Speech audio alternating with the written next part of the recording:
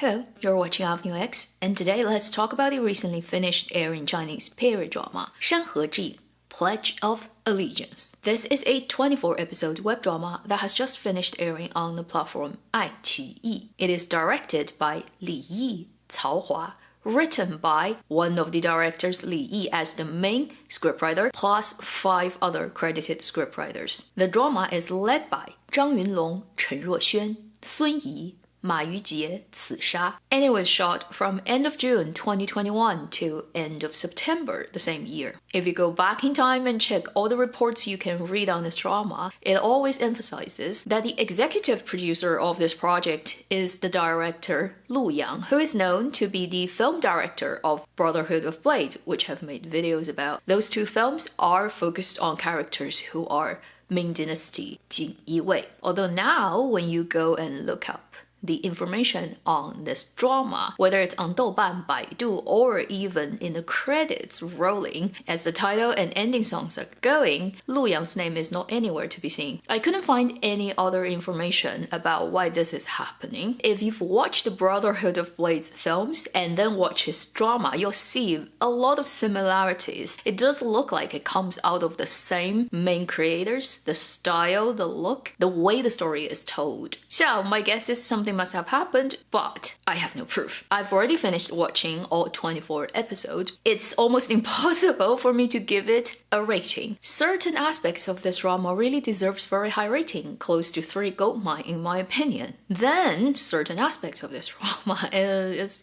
so confusingly, bafflingly bad that I probably would rate it on a 2 landmine. We have yet another impossible to mix and average out the ratings for different aspects drama. I'll tell you what I love about it and then what I just cannot understand about it. You can make up your own mind and also decide whether you should go into this drama. The story is set in early Ming Dynasty after the death of the founding emperor, before the usurper emperor coming into power. So at this point, it is the grandson on the throne, but he is very soon to be overthrown by his uncle. And our geolocation where most of the story happens is Nanjing today, which at the time was the capital of the grandson emperor until he loses power and his uncle comes in and then moved the capital to current Beijing. Our 2 main male lead characters, played by Zhang Yunlong and Chen Ruoxuan, are 2 Jin Yi Wei, embroidered uniform guards, a very particular type of special agents for the throne. Although technically speaking, around the actual time that the drama depicts was a low point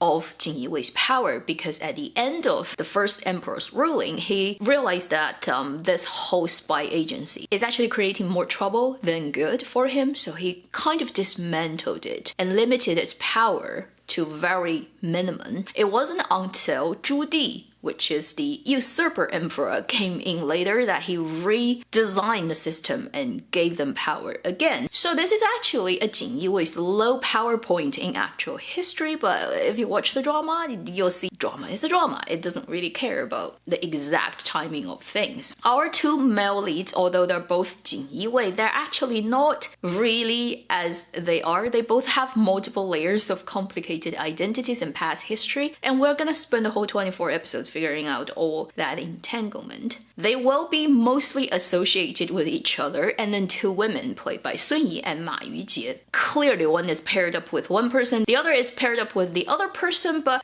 both of their love relationship is kind of weird. They all have hidden agenda and motives, and it gets entangled into the bigger picture of things between the on-throne young emperor and his about to take his throne uncle's political struggle. Now let's get into the good and bad part and help you make up your mind about whether you should invest your time. On the positive end, I think the most appealing aspect to a general drama watcher is the overall high quality of production of this period drama. I'd say first tier production quality period drama coming from the platform iQIYI, including the visual and the sound. On the visual side, camera work, lighting, color, props, costumes, the texture and quality of things look really refined and beautiful. Then on the sound side, it is mostly original recording. You can hear very realistic environmental sound and the actor in the moment performance. Also, the music is quite interesting in this drama. They've written a couple of songs that are very unusual to happen in a period drama, but somehow really fitting this drama's style. Personally, I'm really interested in period drama's costume design. I would just quickly remind people that although this drama does costumes really well, suiting each characters, their colors, their texture, certain parts is based on history, but it's not a very accurate sort of recreation of the actual time that the drama is setting. The female costumes are mostly based on late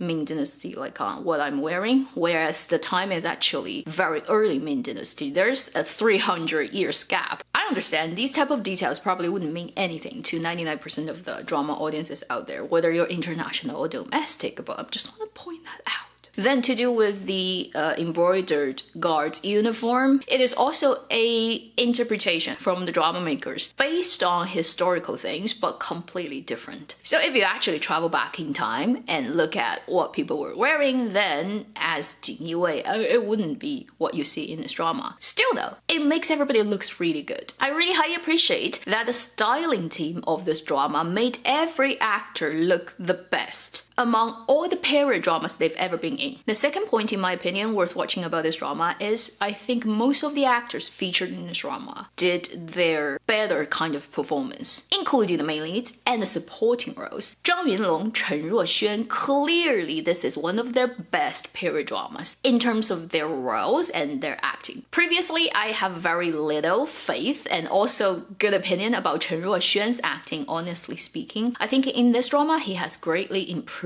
Whereas Zhang Yunlong, signing up with the agency Jiaxing may be a good and bad thing for his career, because he hasn't really been given a role that deserves him. He is an actor, given the right roles and directions, is actually really good, but most of the time in his career in the past, he plays supporting roles. And then when the drama actually let him be the lead, it's usually really crappy dramas. This is his definitive first male lead period drama that's actually high quality, and role is also interestingly written, and his acting is really good. And then he also looks dashing. Then for actress such as Sun Yi, I always feel she's just quite pleasurable to look at, but there's nothing outstanding about her being an actress. In this drama, I think she provides some of her most relaxed, natural and interesting acting in a period drama. If you look at supporting actors, I'll just pick out two very well-known actors if you watch a lot of Chinese dramas. Most recently, for example, the actor Zhou Tie, who played the despicable Heavenly Emperor in the fantasy drama Starry Love. Very flat, two-dimensional character, and in that drama, you can't even see whether the actor can act because the role is so ridiculous. Whereas in this drama, it shows he's a proper actor. The other actor, Yin Zhusheng, who is also a frequenter of most of the period dramas out there, often playing the bad guy or the semi-bad guy. The closest role I can remember is his role in Ming Under Microscope, the Zhang Ruoyun drama, or last year's Feng Qilongxi. And his roles in those dramas are written as very set roles. The moment he shows up, you already know what type of person he is, what's his narrative function, and how it's gonna end for him. Whereas in this drama, he has a much more interesting role, and he performs really beautifully in a couple of very emotional scenes. If you like any of those main actors and supporting actors, watch this drama will not make you feel you've wasted your time, at least in the department of looking at good performances. The third point I'll add is if you like the period dramas where it has a little bit spy element in it, this drama is not entirely without merits. Quite a lot of fighting scenes, pretty nicely choreographed and with quite a strong and interesting style. So these are the great things about this drama. Seems like it's pretty nice, so why do I have such a difficult time rating this drama? Well, it's really just one point, which is the story is written without a structure. It's all over the place, in the most shattered, scattered, unlinked, impossible to piece together way imaginable. If you're an international audiences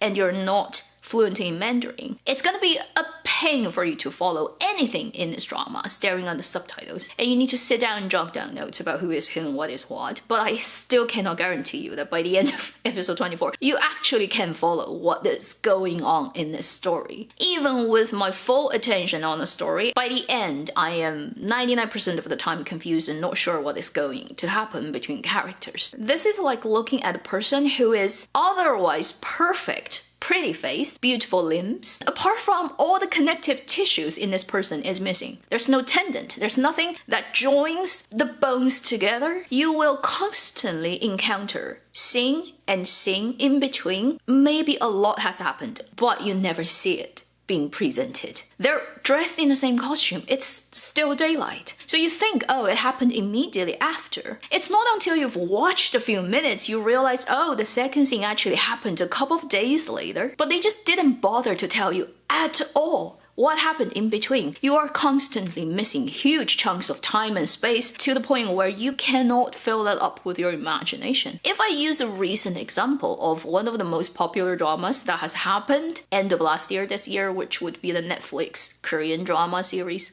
Glory. If you watch that drama, regardless if you speak Korean or not, if you can read subtitles, there will be no difficulty of you following the story at any given moment. Even when certain characters were first introduced with only a little bit information, you don't know everything about them. By the time the story decides you should know more, you immediately can connect all the clues they've thrown out earlier, and you realize, oh, okay, so initially I thought this person is only this, but then he's definitely more complicated than I first thought. But then there's already enough clues and it all links together. In 1 second, the audiences will follow, oh, okay, this is what you're doing. It doesn't require extra brain work, and that's what a good story should be. Glory's male lead character, his background story as an example, is you can hide information from audiences at the beginning. A good storyteller would know exactly when to leak certain information to make it connect easily for the audience. Just make the cost of understanding as low as possible. In this drama, Pledge of Allegiance, the polar opposite. The creators do not bother for 1 second to help the audiences follow the story. They even kind of intentionally made it impossible for you to follow. I've heard rumors about the original script of the story is not like this. While they were filming, they all started to cut a lot of connective scenes for whatever reason. And then once they got into the post-production room, they cut down further things. That's the rumor I heard. I cannot confirm that. If one day in the future I ever find that out, I'll make a video and tell you guys, okay? But now I have no idea, and it's utterly bewildering and disappointing. So if you've spent time watching this drama and you couldn't understand what's going on and you're doubting about yourself, don't. I've asked enough people watching this drama. They all have the same response. Unfortunately, by the last second of this drama,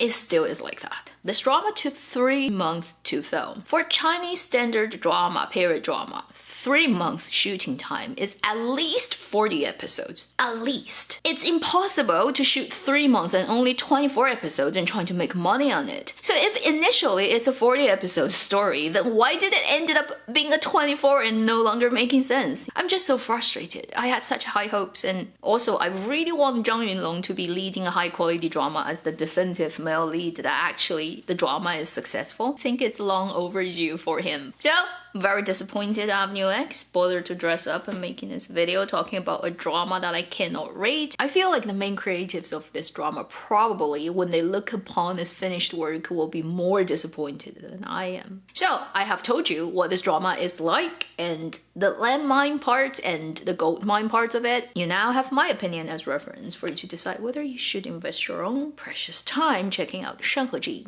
Pledge of Allegiance. Thank you for watching Avenue X. I'll see you in my next video. Meanwhile, live long and happy drama watching.